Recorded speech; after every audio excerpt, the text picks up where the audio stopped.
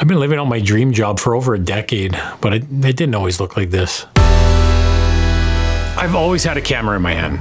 When I was a young teenager, I saved up enough money through paper out and selling my pet gecko to buy my first camcorder. Sorry, Liz. When I was 15, I landed my first paid gig, a wedding. I got paid $800, but more importantly, I realized I could make a career out of this. After I graduated high school, I took a video internship at Westfort Park Church. I shot sketches and testimonials. So every weekend they played up on the big screen and I'd sit at the back and watch a live audience's reaction. I got to see in real time what moments landed and what didn't. Looking back, it really was the perfect type of film school for me.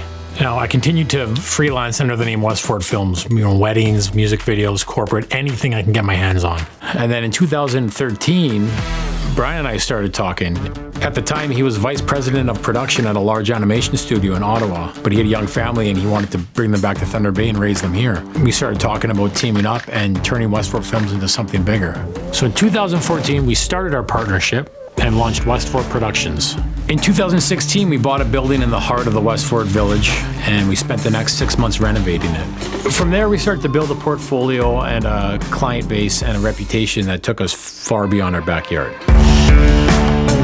At the end of 2023, we had a big internal shift. We hired Jared Popowich. Jared actually shares our last name, Popowich, because he is the eldest son of my father. Jared brought a completely different experience from the marketing and advertising world and a whole new skill set that really allowed us to expand our services. I can't sit here and tell you that we had this big plan to turn Westfort Productions into what it is today, because that's not how it happened. It feels more like we love our job, we have so much fun doing what we do, and we truly care about the work that we put out the door. And because of that, things just kind of fell into place. Lots changed over the years, but one thing that hasn't is my passion as a kid with a camcorder.